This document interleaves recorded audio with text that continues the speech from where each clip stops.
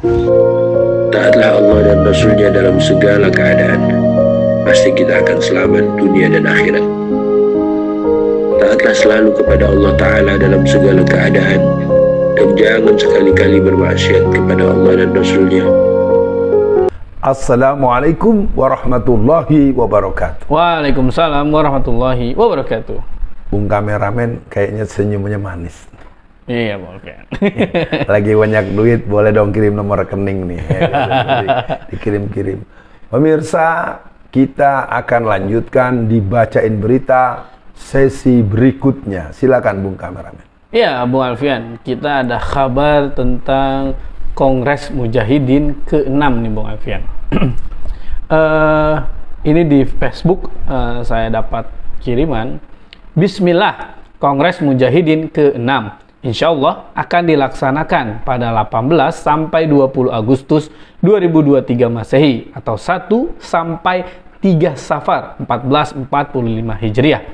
Dalam rangka mewujudkan langkah-langkah bersama komponen bangsa menggali solusi syariah dalam mengatasi problema bangsa, memperbaiki sistem pemerintahan, dan mempertajam visi kenegarawanan, serta penyelenggaraan pemerintah negara di bawah kepemimpinan nasional yang taat syariah dan selaras dengan pembukaan Undang-Undang Dasar 45. Kongres ini juga dimaksudkan untuk memperingati Milad Majelis Mujahidin ke-23 yang jatuh pada tanggal 7 Agustus.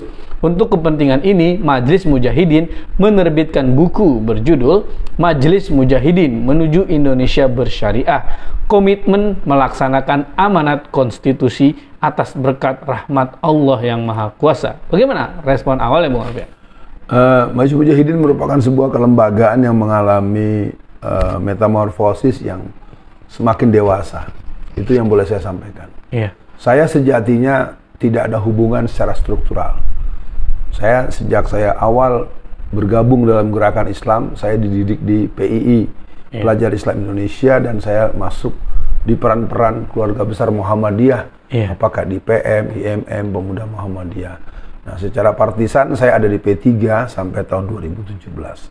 Jadi sehubungan dengan Kongres yang ke-6 ini, kelihatannya Majelis Mujahidin layak untuk disimak gagasan-gagasan mereka. Karena mereka punya kesungguhan untuk tidak ada solusi terhadap negeri ini kecuali menjadikan sumber utama ajaran Islam sebagai rumus utama dan rumus turunan untuk menjalankan negara Indonesia yang lebih baik, memberikan kesejahteraan, dan melakukan tindakan keadilan sosial bagi seluruh rakyat Indonesia. Kira-kira kongres ini sangat penting untuk diikuti, baik hadir secara fisik maupun mengambil pelajaran daripada pokok-pokok pikiran dan hasil daripada kongres yang ke-6 Majelis Mujahidin Indonesia ini. Ya, Bung Alfian, ketika mendengar nama Majelis Mujahidin Indonesia, saya sangat teringat ayahnya teman saya, Bung Alfian. Namanya Ustadz Abu Jibril almarhum. Nah, Bung Alfian juga sangat dekat. Saya lihat beberapa kali Bung Alfian bertemu dengan beliau. Apa yang sangat Bung Alfian ingat perjuangan beliau yang akhirnya membuat inspirasi lah untuk umat Islam di Indonesia ini, Bung Alfian? Silakan. Majelis Mujahidin sesungguhnya merupakan salah satu komponen atau elemen pergerakan di Indonesia. Iya. Memang kalau orang yang memahami sejarah, dilahirkan tanggal 7 Agustus, ya di tanggal dan tahun yang sudah sama-sama semua kita bisa baca, itu sebenarnya kan ada sambungan dengan sejarah proklamasi yang disampaikan oleh Kartosuwiryo. Itu fakta sejarah, Bung kameramen. Tapi saya ingin mengatakan, sejak tahun 2010, kemudian 2020-an, ini mengalami satu penataan yang luar biasa, terutama pada aspek keilmuan, pada aspek tawaran-tawaran solusi, dan pada aspek yang memberikan pemposisian yang tepat bagaimana syariat itu adalah bagian dari solusi dan ada argumentasi. Nah, ini mungkin menarik buat pemirsa bahwa memang Majelis Mujahidin punya catatan kontroversial daripada pihak-pihak yang memang melihat gerakan Islam dengan pandangan yang subjektif dan sepihak. Jadi kalau dibilang bagaimana, Ustadz Abu Jibril salah satu orang yang dikenal sebagai ulama yang sangat pemberani. Pada peran-peran internasional mereka terlibat untuk bergabung memberikan penegasan pemihakan kepada izzah umat Islam secara internasional. Dan ketika dia berada di Indonesia, beliau hampir terlibat secara langsung. Ya, sebutlah misalnya 212 atau sebelumnya, atau aksi-aksi sebelumnya yang beliau waktu belum sakit ya, beliau ikut terlibat langsung, baik pemikiran dan beberapa kali duet dengan saya di beberapa tempat untuk urusan-urusan pembahasan tentang situasi keumatan. Jadi yang jelas Majelis Mujahidin akan melakukan kongres yang ke-6 ini di bulan Agustus, insya Allah di Jawa Tengah. Itu saja dengan dilakukan di Jawa Tengah itu sebagai sebuah pesan bahwa Mujahidin akan mengajak, yuk seluruh masyarakat Jawa Tengah kita berjihad. Jihad apa? Jihad konstitusi, jihad partisipasi. Betul. Jadi sebenarnya Bung Kameramen, ini menjadi bahan yang sangat baik untuk disimak dan kita dukung secara maksimal. Semoga Kongres Majelis Mujahidin yang ke-6 akan berjalan lancar dan bisa melahirkan rekomendasi atau kepemimpinan yang punya kesadaran kolektif untuk menjadikan Indonesia sebagai lahan dakwah dan sebagai tempat kita menjaga keutuhan NKRI dengan syariat Islam. Ya, betul tuh Bung Alfian. Nah, kata yang terakhir yang Bung Alfian sampaikan, syariat Islam itu menjadi cemoohan atau hinaan bagi orang-orang liberal, Bung Alfian. Mereka sulit menghina syariat Islamnya, akhirnya merusak istilah khilafah. Nah, Bung Alfian, ada yang menarik yang saya lihat adalah dalam rangka mewujudkan langkah-langkah bersama komponen bangsa menggali solusi syariah dalam mengatasi problem bangsa. Nah, Bung Alfian, ini kalau nggak salah sering juga disampaikan oleh Bung Alfian. Ketika pernikahan kita punya atau kita mengikuti syariat Islam. Ketika politik kita punya solusi politik. Ketika ekonomi kita punya ekonomi syariah. Tapi ketika kita hal-hal lain yang seperti politik Islam, politik syariah, itu seolah-olah umat Islam diharamkan mendekati itu, Bung Alfian. Bahkan kita dianggap politik identitas lah, ingin mengganti konstitusi lah, ingin merusak negara lah, ingin menekan minoritas lah. Ini gimana, Bung Alfian? Ya, ada sebuah buku bagus yang ditulis oleh Malik bin Nabi yang berjudul Misunderstood of Islam. Salah paham terhadap Islam. Jadi Islam itu adalah satu ajaran yang di dalamnya itu mengisi ajaran dan pelajaran tentang bagaimana menjalani hidup ini. Maka ketika kita lihat, ketika solusinya masih solusi yang bersifat ekonomi, itu betul-betul total backup. Ya, ketika the Lehman Bank dan perbankan Amerika hancur, mereka melihat solusi penanganan secara konsepsional adalah solusi yang berhubungan dengan syariat Islam. Nah, yang kedua adalah secara medis, cuma mereka ngambil secara parsial.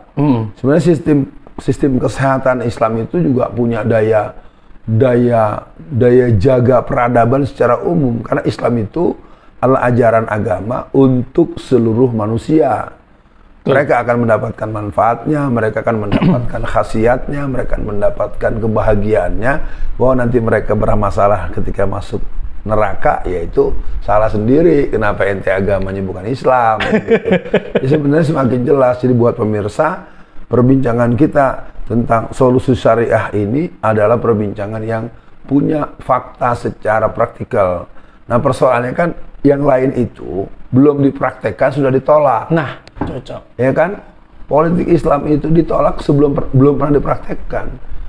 Ini saatnya sebetulnya gerakan politik, gerakan yang mungkin dulu kurang suka politik, bantu agar kita bisa merebut posisi politik itu dari yang namanya DPRD kota kabupaten, DPRD provinsi, DPD, DPR RI, sampai kepada presiden sendiri. Wakil wali kota, bupati, wakil bupati, gubernur, wakil gubernur, rebut. Nah, itu harus ada kerja politik, yaitu partisipasi politik lewat pemilu 2024. Itu jihad kita total gitu. Siap. Nah, Bung Alfian, menarik yang Bung Alfian sampaikan. Memang kita memang perlu terus merancang kemenangan ke depannya, Bung Alfian. Jangan sampai akhirnya kita hanya menjadi umat yang komplain-komplain saja, tapi tidak memberikan partisipasi dalam artian kita mengambil peran. Karena contoh seperti RT dan RW yang sekarang ada RW polisi, itu karena kita juga tidak menganggap peran RT itu menjadi peran yang harus diamankan oleh umat Islam ya Bung Alfian ya. Akhirnya kita sering kecolongan karena TPS itu kan seringnya berinteraksi dengan RT dan RW.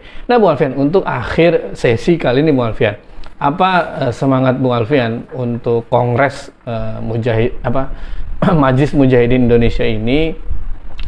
Itu yang pertama. Kemudian yang terakhir adalah bagaimana agar umat Islam sendirilah minimal mereka tidak alergi dengan syariat Islam. Karena yang saya nggak habis pikir itu Bung Alfian, yang terang-terangan kadang-kadang ikut-ikutan nolak syariat Islam itu dia Islam ngakunya, itu kan merepotkan kita dalam gerakan dakwah kita Bung Alfian. Silakan Bung Alfian. Ya, yang jelas untuk Kongres Majelis Mujahidin yang ke-6, mari hadiri yang bisa hadir. Insya Allah saya salah satu orang yang juga akan hadir membersamai simpatisan Majelis Mujahidin, karena saya bukan pengurus ya pada periode yang kemarin dan periode sebelumnya. Nah, yang lainnya kepada masyarakat, mari kita lihat potensi yang bisa diharapkan untuk mengawal negara ini adalah potensi Islam. Betul. Baik orangnya, baik pikirannya, baik lembaganya, baik biayanya. Nah, menjadi kecil, ada persoalan yang mungkin diawali dengan ketidakmauan untuk melihat dengan menggunakan sistem organisasional, kita bisa backup kepentingan Islam. Yang kedua, memang ada pihak eksternal yang sengaja mencungkil-cungkil, yang membuka seolah-olah itu sebuah hal yang unconnected, sebuah ketidakbecusan. Sebenarnya itu semuanya tidak ada alasan. Yang jelas dari saya, selamat berkongres yang ke-6 Majelis Mujahidin tanggal 18 sampai 20 Agustus 2023. Dari saya, pimpinan Taruna Muslim Indonesia. Assalamualaikum warahmatullahi wabarakatuh. Waalaikumsalam warahmatullahi wabarakatuh.